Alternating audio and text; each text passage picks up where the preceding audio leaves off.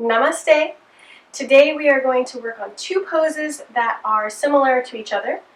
Ardha Alana, low lunge, and Alana, high lunge. Two of my favorite poses. I prefer Alana, I prefer the high lunge, as you will notice through many of my classes, but it is a pose that can often be out of alignment.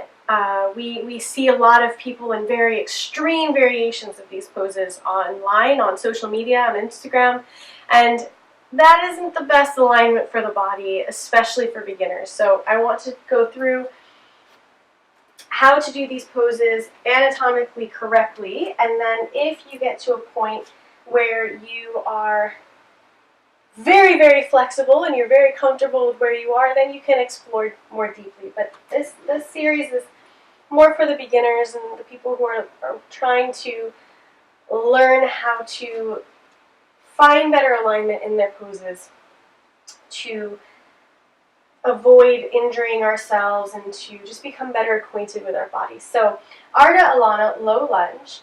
However you'd like to get here, if you'd like to come from an all fours position, you can step forward, or you can just come to it any way that's comfortable for you. I have my right leg leading. You can follow suit for practice. Again, we'll do the opposite side as well to make sure that we're on the same page. If you have blocks, grab them. And now take that right foot, the front foot, and make sure that it is directly over your right ankle. So oftentimes I see people come forward with their knee over their toes. That is not good on the knee, it's not good on the joint, so make sure that your knee is directly above your ankle or behind. Going behind the ankle is perfectly all right as well if we are not as flexible in that back hip flexor. Now take that left knee, and if you're uncomfortable, you can take a blanket and put that underneath the left knee for more cushion. But press the top of the back foot into the mat. Look back. Make sure that the foot is directly emanating away from the knee, so it's not turning to one way or the other. Press your right hip or your right thigh bone into your hip joint. Press the left hip joint forward to square the hips. Knit the lower rib cage up and in. Knit the core, the navel up and in. Roll the shoulders back. And you can have your hands, if you need more length and you're having difficulty stabilizing, grab the blocks and use those to find a long, flat back, chin parallel to the mat, shoulders away from the ears. Make sure that right thigh isn't rolling forward, so press into all four corners of the feet. The top seam of the thigh should be parallel with the ceiling. In line. And make sure you lift through the heart. There are plenty of arm variations here as well, but that's not really what we're working on today. We're working on the body alignment. So the arm variations are often the same through most different poses. So what we've learned earlier you can use today, and I'm sure you'll learn some more later.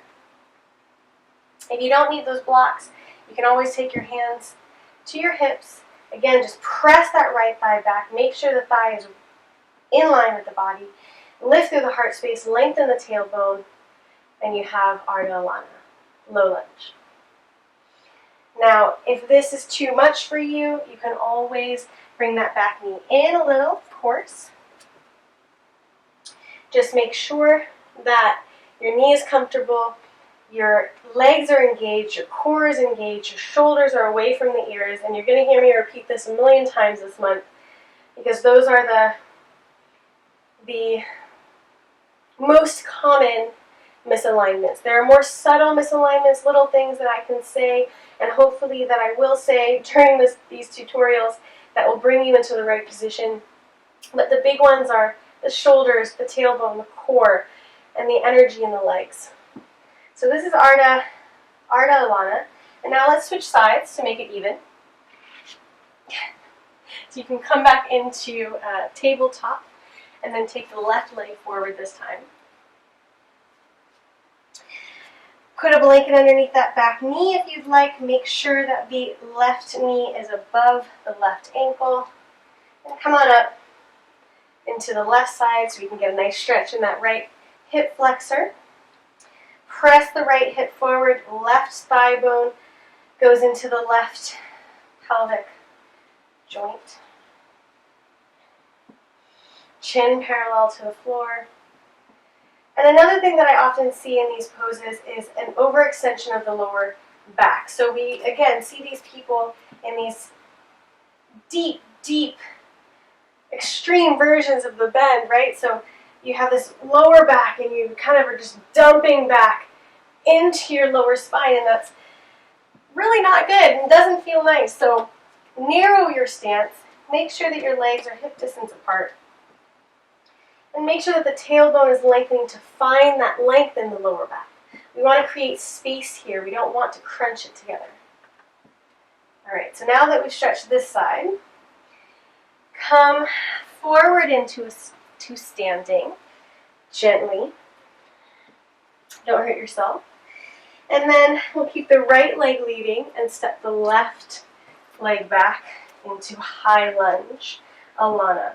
Make sure that your feet, left and right, are about hip distance apart. You don't need to be on a stick straight line.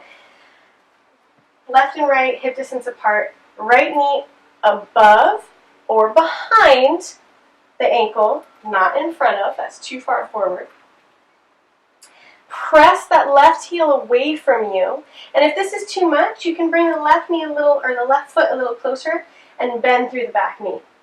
That way, as you can see here, we have the hips directly underneath the shoulders, directly underneath the head.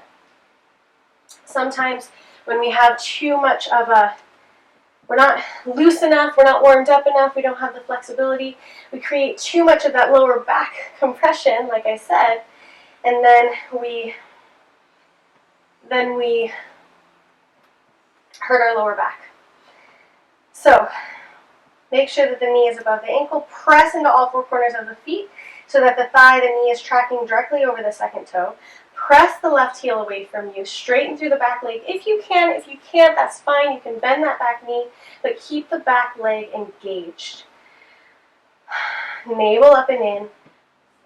Ribs lengthen away from the hip points. And again, we have plenty of things we can do with our hands here, but this class isn't about where our arms are going to be. So just make sure that the shoulders are back and down. Broaden across the chest. And now let's switch sides. So step the left foot forward, and then step the right foot back. Again, hip distance apart. Press that right hip forward, left hip back. Press away from you with that left heel, left knee over ankle. Or you can bend that back knee and keep your hips underneath your shoulders. Core engaged. And just hang out here until you feel comfortable with your high lunge. You can play around with straightening that back leg. Make sure you don't open the hip to the side, so press that right hip forward. Square the hips left and right, front to back. Engage the core. If you'd like, you can take your hands to prayer. And now gently step forward. I hope you enjoyed this tutorial. If you have any questions, again, feel free to comment below. If I didn't get everything covered or you're still not quite sure about something, let me know. I would be happy to help you. Thank you for joining me today. Namaste.